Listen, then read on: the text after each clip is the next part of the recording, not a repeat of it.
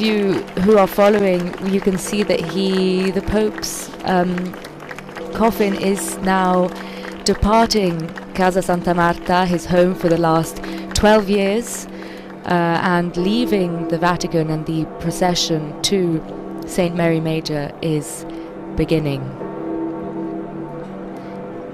Yes, it's almost like a Pope-mobile, open, white. It's actually a hearse, I think we can call it correctly, a hearse. There is no procession behind it. We've been told that the indications are that it will drive at about 10 kilometers per hour, so it should take about half an hour to reach St. Mary Major. Perhaps for security reasons, people have been asked not to walk behind it, but they will definitely be lining the streets. And we've seen some of the images of the entirety of the route that you described earlier.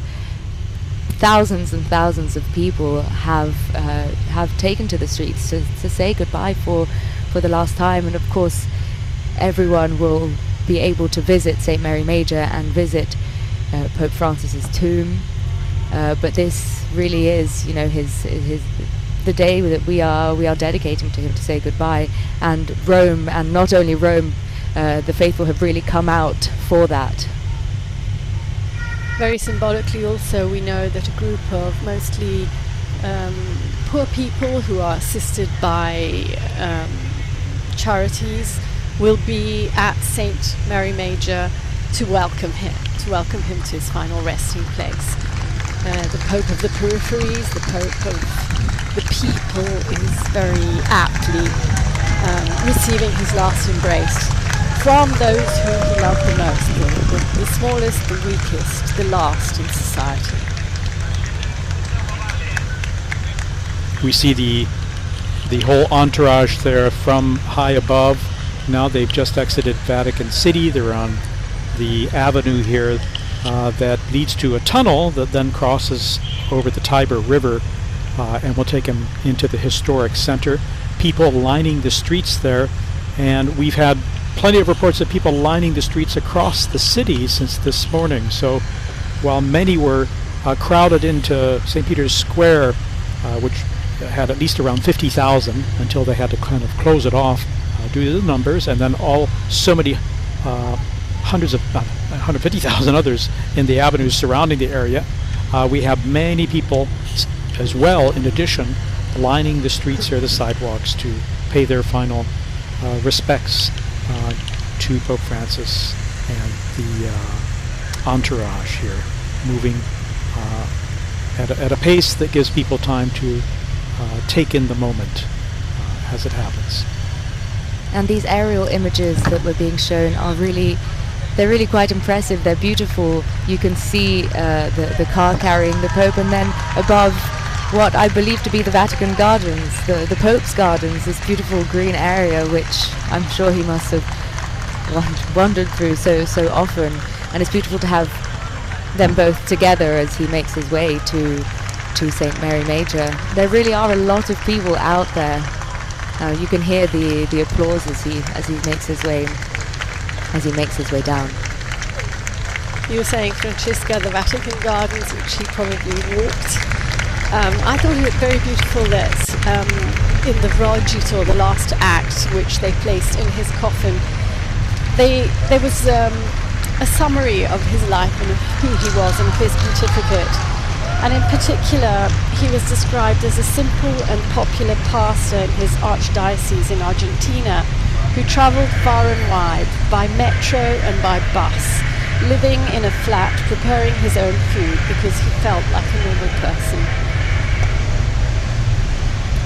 And I think he made everyone he met feel like he was a normal person, and that they were meeting a normal person. And the Pope of the peripheries, that's really what he was. And especially talking about his traveling, and he really traveled the world. His penultimate trip, which Linda, you were on, and he really went to the other The side other of the side. forgotten side of the world. Absolutely. I must say I've had the privilege to be on 2 faraway trips. One was the one you're just mentioning that took us to Indonesia, Timor-Leste, Papua New Guinea, and Singapore, but even the year before to Mongolia to visit the smallest Catholic flock in the world, 1,500 Catholics of the entire Mongolian population. So yes, he travelled into the peripheries of the city, going to visit prisoners, going to visit elderly people, poor people, always welcoming refugees, but he'd also travel across the world to the remotest and furthest away places from the Vatican, obviously that is. And people always came out in floods to welcome him. I'll never forget landing in Timor-Leste, which is a tiny and new country, and the entire the half of the entire population, 750,000 people, came to the mass.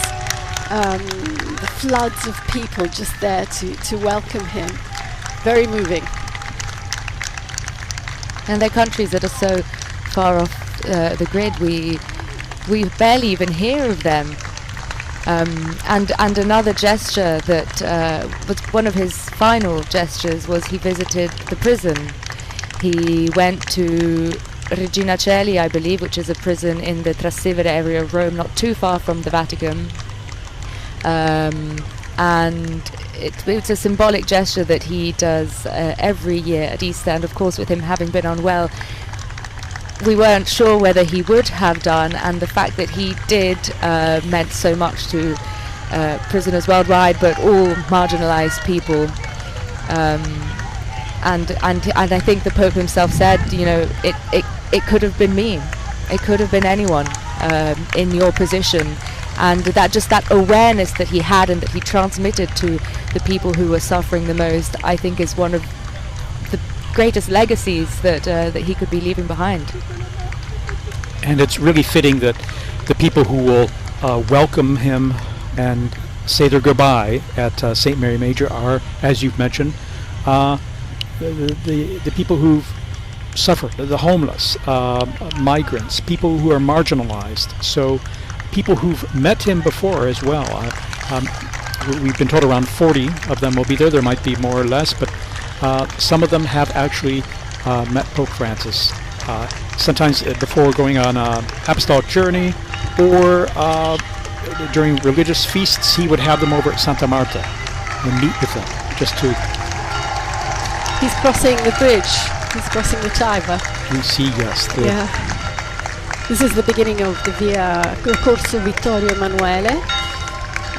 He's passing here in front of some very symbolic places. Indeed, and he's just, as you mentioned, crossed over the river. We saw that beautiful drone photography and that live video that we'll have more of here.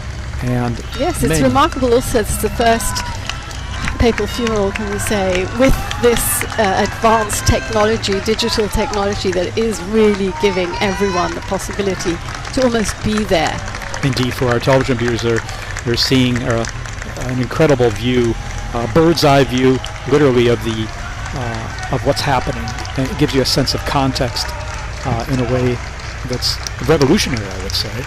We have, of course, a vehicle preceding the entourage, or the hearse, the procession. The procession, and you can see all the crowds of people on either side of the street as they wave there. And again, it's particularly poignant and touching that, again, he'll be welcomed by the people he's always reminded us not to forget, the ones who need our help, the homeless, migrants, and refugees. And I must say, in these days in which tributes have been pouring in, again and again I've been hearing he was a voice for those who had no voice. So hopefully that voice will continue to resonate. Well, right until the very end, his final appearance on Easter Sunday, he dedicated his words, his Urbi et Orbi blessing, which someone else read for him, but he dedicated it to the people suffering war, and he has always been a voice for the people in countries where everything is being destroyed by arms. Pope Francis has been number one advocate for disarmament. He's been the number one advocate for solutions to be reached, for diplomatic talks to take place. He has reiterated every time he made an appeal that war is a defeat. It's become a slogan. You have read so often for him at the general audience, which is always an occasion for him to reiterate this appeal. And Francesca, you wrote that lovely farewell that we published on the web about the Pope of Peace, which particularly, I think, resonated with you. I have to say that one of the things I learnt reading at Pope Francis's audience is that his style of being closer to the people resonated in every aspect of his pontificate. So it was very clear when he said the words, and then in other smaller actions it was clear to the people involved. And this is the case for the general audiences, because you may remember up until a few years ago the readers at the general audiences were all Monsignori, religious consecrated men who work within the Vatican walls. And Pope Francis changed that, and the readers became people like me. I'm a woman, I'm not a religious, not a consecrated woman, and all of a sudden that audience and that stage, which before saw only men, only consecrated men, saw people from all over the world, all different ages, all kinds of different accents, and it really represents the people in the square to whom you are transmitting the Pope's message. And I can only imagine that being one of the faithful in St. Peter's Square, which I have been on numerous occasions, even for audiences when other people are reading, it really builds that bridge. And that's just a very small gesture that people may not perhaps have even noticed, but to be involved and to be asked to participate in something like that, I mean, it's been a real honor reading for him at audiences. And you're right, it may be a small gesture, but it is symbolic of opening a window that he's been doing more and more in his pontificate to include people in the church. You know, he's been trying to open to women. He's been so strong in reaching out to other religions, to other ecumenical denominations. I'd say perhaps this way of inclusion culminated in his call for the Synod on synodality, which is a process that is destined and that he has want to continue, which is asking the church to include everyone, to listen to everyone. And Linda, we just passed through Largo Argentina, which is literally right in the center of the Eternal City of Rome, of historic Rome, as he continues on, heading close now, coming up on Piazza Venezia. And all the crowds, incredible, lining both sides of the street. Again, they preferred that people not follow behind the vehicles for safety reasons, above all, apart from security. But they're also going pretty fast.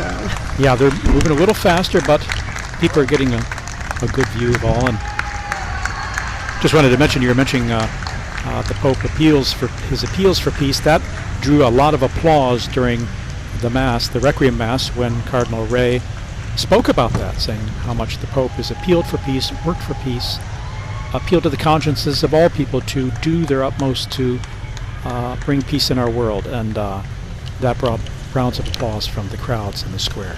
And I think it was also mentioned in the Ruggito that you mentioned earlier, Linda, the document that was written and sealed within the Pope's coffin, it was mentioned some of the countries that he has dedicated so much attention and care to, and I can't remember them all, but I know that one of them was Ukraine, another one was Palestine, Myanmar was mentioned, and it's true, these are all countries that when you think of Pope Francis and peace, you associate these countries to that.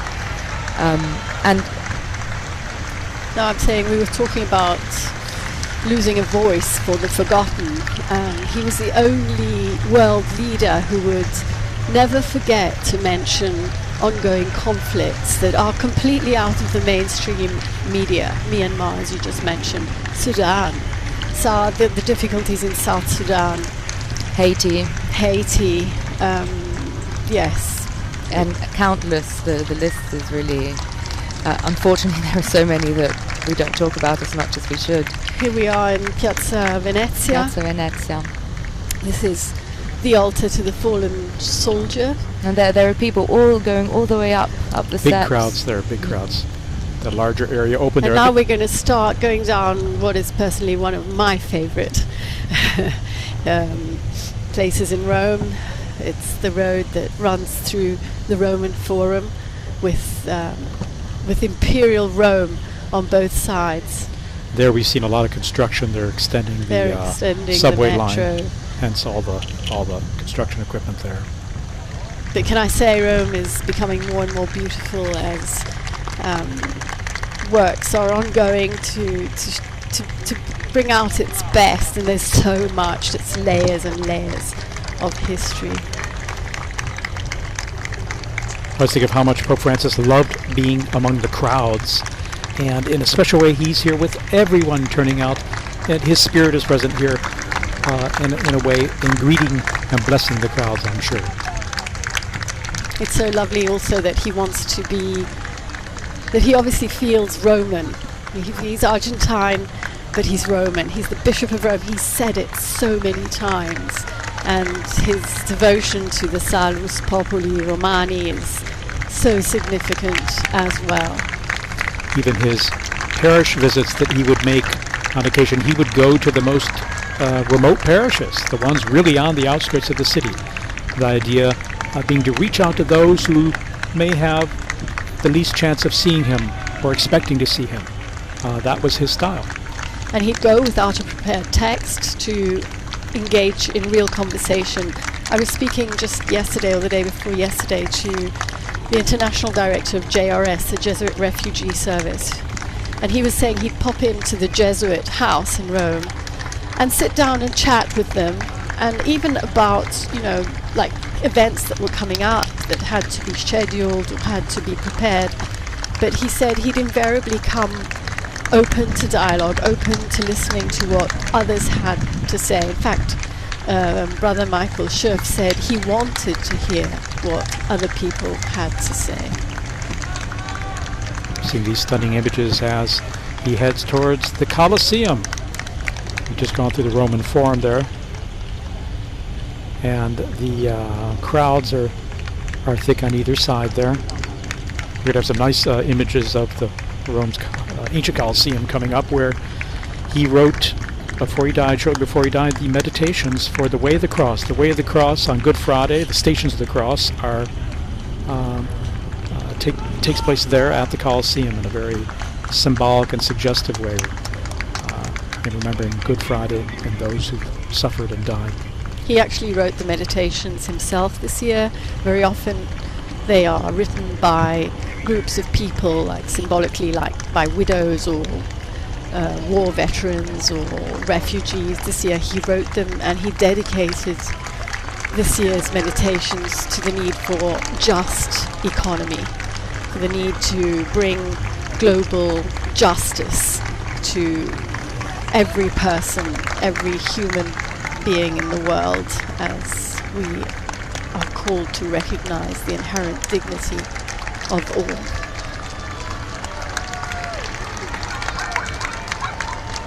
Well, Pope Francis has often spoken of promoting an economy of peace and an economy of fratellanza, which is the word that inspires Fratelli Tutti. It means brotherhood. Fraternity. Fraternity. Sorry, I couldn't think of the word.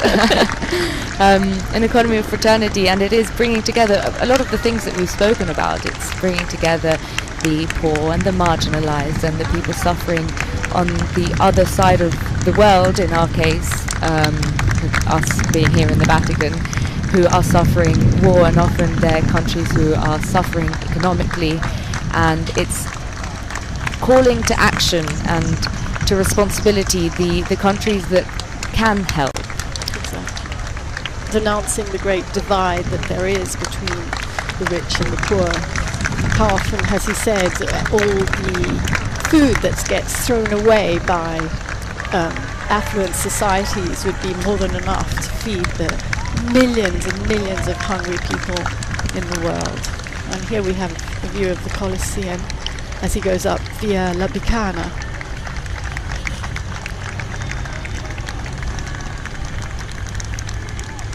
Now he proceeds on via La Bicana here, and we're getting closer to St. Mary Major. There's the main road that goes between the Cathedral of Rome, St. John Lateran, and Santa Maria Maggiore, St. Mary Major. He'll be coming up on that via Merulana there. And here, so we're probably about 2/3 of the way there, I would say. And again, Pope Francis wished to be buried at the Basilica of St. Mary Major, and he wished to be buried next to the Salus Populi Romani icon of Mary, who is remembered and venerated by Romans, as the Romans survived a plague centuries ago, and it's a special icon, a special place that people go to pray. And Pope Francis, throughout his pontificate, has gone there to pray, to give thanks, to ask for prayers for his ministry. So he's been very dedicated to Our Lady, and in particular this icon there in the Basilica, and he will be buried next to that chapel where the icon is located. He wished to be buried next to it and not inside it, where there was a possibility, saying, no, I wish that people, when they go to pay homage to that icon, that they see only that, and they don't go there to go see a pope. So for that reason, he wished to be buried next to it in a space that is just perfect and appropriate, a simple space where we'll be seeing shortly where it will happen. We take it for granted that most popes are buried in the Vatican, and I think most of them are. I think there are about 90 popes in the Vatican grottos. But it's actually not uncommon for a pope to ask to be buried outside the grottos.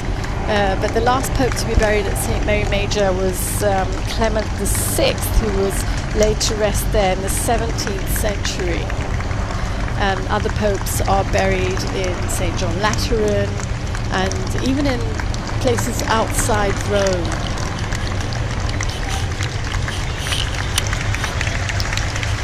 In fact, Pope Francis has visited the Salus Populi Romani icon 126 times over the 12 years of his papacy.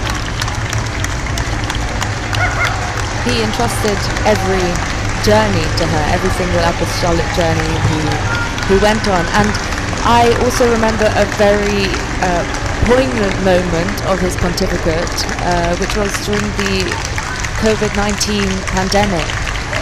Well, two particularly strong moments from that pandemic, but one of them relating to the icon of Mary Salus Populi Romani. He visited the Basilica, and then he actually made a pilgrimage by foot to the church of San Marcello, which, if I'm not mistaken, there's a crucifix there which survived a fire in the 15th century. And that was a particularly poignant moment because there was this empty Rome, and Pope Francis was walking down Via del Corso, which, for those of you who don't know, Rome is the biggest, most important street, I'd say, of Rome, which leads from Piazza Venezia, which the Pope's funeral procession has just passed through now, up to Piazza del Popolo. And just these images of Pope Francis walking down this empty empty street, and obviously to bring his closeness once again to the people suffering all across the world. And there was another moment like that, which was the Statio Orbi, which I'm sure you both remember. We do, we remember. I think you were in the square that night. I was in the One of square. Very few people. Yes, because the radio where we work, has to be open every day and I was actually working that day, and I remember when the building was closing at the end of the day, it must have been about 5 o'clock. Pope Francis was just about to go out in the square, and Rome was empty in that case as well, and I made my way up Via della Conciliazione to the square, and I just remember it was raining. He had that crucifix of San Marcello with him in the square. Yes, he did. See, it all comes together. It seems like such a long time ago. It really does. And our television viewers here can see we're back in the sunshine there. We were just on the Via Merulana. We went through this tree-lined avenue, very pretty. And again, crowds on either side. And as the street and sidewalk area opens up, more and more people are packed in there too. Now I know they're going to close the images once he arrives in front of St. Mary Major. He will be carried into the Basilica, but it's going to be a private ceremony there. So we're actually seeing the Basilica right now. He's almost there. He is very He's close, very yes. Oh, here he comes here. now. Here he is. The images are being shown from the Basilica, Basilica. and he's arrived.